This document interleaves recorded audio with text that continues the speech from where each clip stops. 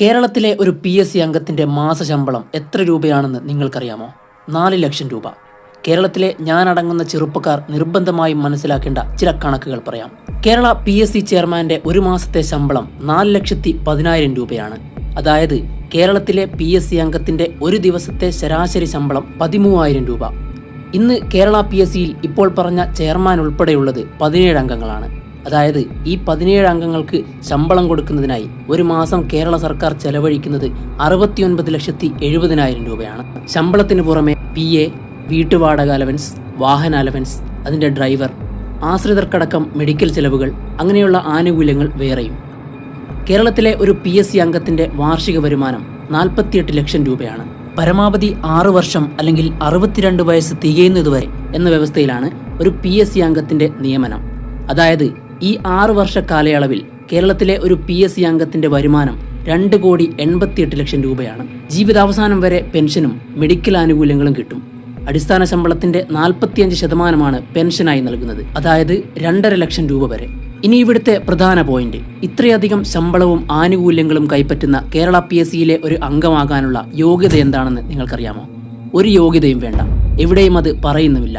രാഷ്ട്രീയ നിയമനമാണ്. കേന്ദ്രത്തിന്റെ UPSCയിൽ ചെയർമാനടക്കം വെറും 9 അംഗങ്ങൾ മാത്രമാണുള്ളത്. UPSC ചെയർമാന്റെ ശമ്പളം 2.5 ലക്ഷം രൂപ മാത്രമാണ്. UPSC അംഗങ്ങളുടെ ശമ്പളം 2.25 ലക്ഷം രൂപ മാത്രമാണ്. അങ്ങനെയുള്ള UPSCയിൽ അംഗങ്ങളാകുന്നവർ ആരൊക്കെയാണെന്നോ? Civil servants, ex civil servants, ex military, academicians, ഇങ്ങനെയുള്ളവരാണ്. ഇന്ത്യൻ സംസ്ഥാനങ്ങളിൽ ജനസംഖ്യയിൽ 13ാം സ്ഥാനത്താണ് നമ്മുടെ കേരളം. അങ്ങനെയുള്ള കേരള PSCയിൽ പരമാവധി നിയമിക്കാൻ കഴിയുന്ന അംഗങ്ങളുടെ എണ്ണം 21 ആണ്. നമ്മുടെ അയൽ സംസ്ഥാനമായ തമിഴ്നാട് PSCയിലെ ആകെ അംഗങ്ങളുടെ എണ്ണം 14 ആണ്. കർണാടക PSC അംഗങ്ങളുടെ എണ്ണം 9 ആണ്. തെലങ്കാന PSCയിൽ 7, ആന്ധ്ര PSCയിൽ 7, മഹാരാഷ്ട്ര PSCയിൽ അംഗങ്ങളുടെ എണ്ണം വെറും 3. ഏറ്റവും കൂടുതൽ ജനസംഖ്യയുള്ള സംസ്ഥാനമായ ഉത്തർപ്രദേശ് PSCയിലെ അംഗങ്ങളുടെ എണ്ണം 9. ഈ കണക്കുകളെല്ലാം കൂടി കൂട്ടി വായിച്ചാൽ നമുക്ക് കിട്ടുന്ന ഒരു കാര്യമുണ്ട്. ഇന്ത്യയിൽ ഏറ്റവും കൂടുതൽ PSC അംഗങ്ങളുള്ളത് കേരളത്തിലാണ്. അതുപോലെ ഇന്ത്യയിൽ തന്നെ ഏറ്റവും കൂടുതൽ ശമ്പളം വാങ്ങുന്നത് കേരള PSC അംഗങ്ങളാണ്. ഇന്ത്യയുടെ പ്രധാനമന്ത്രിയുടെ ശമ്പളം 2,80,000 രൂപ മാത്രമാണ്.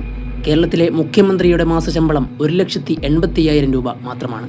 തെറ്റുകളില്ലാതെ ഒരു ചോദ്യപേപ്പർ പോലും തയ്യാറാക്കാൻ കഴിയാത്ത, ജീവനക്കാരുടെ അനാസ്ഥ കാരണം പരീക്ഷ തന്നെ റദ്ദാക്കേണ്ടി വരുന്ന ഈ കമ്മീഷന്റെ നടത്തിപ്പിനാണ് സർക്കാർ ഇത്രയും തുക ചെലവാക്കുന്നത്. റാങ്ക് ലിസ്റ്റ് പ്രസിദ്ധീകരിക്കുന്നതിനു വേണ്ടിയും നിയമന ഉത്തരവിനു വേണ്ടിയും മണ്ണ് വാരിത്തിന്നും പട്ടിണി സമരം നടത്തിയും പ്രതിഷേധിക്കേണ്ടി വരുന്ന ഞാനടങ്ങുന്ന കേരളത്തിലെ യുവാക്കളോടാണ് ഈ പറയുന്നത്. ഒരു കൊച്ചുകുട്ടിക്ക് പോലും അന്വേഷിച്ചാൽ അറിയാൻ കഴിയുന്ന കാര്യങ്ങളാണിത്. എന്നാലും ഇതൊന്നും ആരും അന്വേഷിക്കില്ല, വാർത്തയാക്കില്ല. കാരണം ഇതിവിടുത്തെ യുവതലമുറയുടെ